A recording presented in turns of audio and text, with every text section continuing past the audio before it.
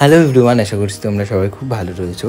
আমার জন্মদিন ছিল 11ই জুন। 10ই জুন 12টার সময় এটা সেলিব্রেট করা হয়েছিল।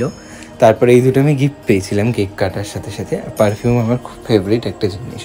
আর এখানে ছোটো ছোটো ক্লিপস নিয়েছি যে ছোট্ট করে অ্যারেঞ্জমেন্ট করা হয়েছিল সেগুলো ভাবলাম তোমাদের সাথে শেয়ার করিয়ে দিই। তোমরাও আমার একটা পরিবার।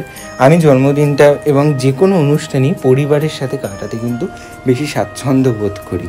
আমার বোন যারাই রয়েছে, মাসি, মামি, বোনরা, মা, বাবা, ঠাম্মা, সবার সাথে কিন্তু আমি পরিবারের সাথে কাটাতেই খুব ভালোবাসি। আর এই পাঁপড় ভাজাটুকু আমি ক্লিপ শেয়ার করেছি তোমাদের সাথে, কারণ বাজার পর সব কিছু আমি একাই খেয়ে ফেলেছিলাম। আর এখানে হয়েছিল চিকেন আর ফ্রায়েড রাইস, যেই দুটো জিনিসই আমার খুব ফেভারিট। চিকেনের যে কোনো জিনিসই আমার খুব ভালো লাগে। তো এইটা হচ্ছিল গিয়ে তার প্রিপারেশনের একটা ছোটো ক্লিপস। এরপরে আমার সারপ্রাইজ দেওয়া হয়েছিল ছোট্ট করে একটু ঘরটাকে ডেকোরেশন করে। এটা আমার খুব ফেভারিট, ভাবলাম তোমাদের সাথে ক্লিপসের মাধ্যমে দেখাই। দেখো, বেলুন লাইটস দিয়ে ডেকোরেশন করা হয়েছিল। আর এখানে যারাই আজকে এসেছিলো সবাই আমার ফ্যামিলির মানুষজনেরাই, বোনেরা, পরিবারের মানুষজনেরা।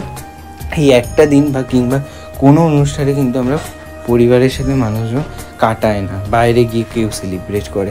আমার মনে হয় এগুলো আমাদের ধরে রাখা খুব দরকার।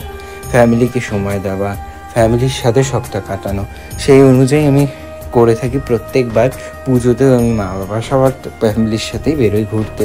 তো আমার খুব ফ্যামিলি ওরিয়েন্টেড বিষয়গুলো ভালো লাগে। আর এখানে নিজের স্ক্রিনে একটু জেল বেস ময়শ্চারাইজার লাগিয়ে নিলাম। তারপর আমি রেডি হয়ে গেছিলাম এই শার্টটা পরে কেক কাটবার জন্য।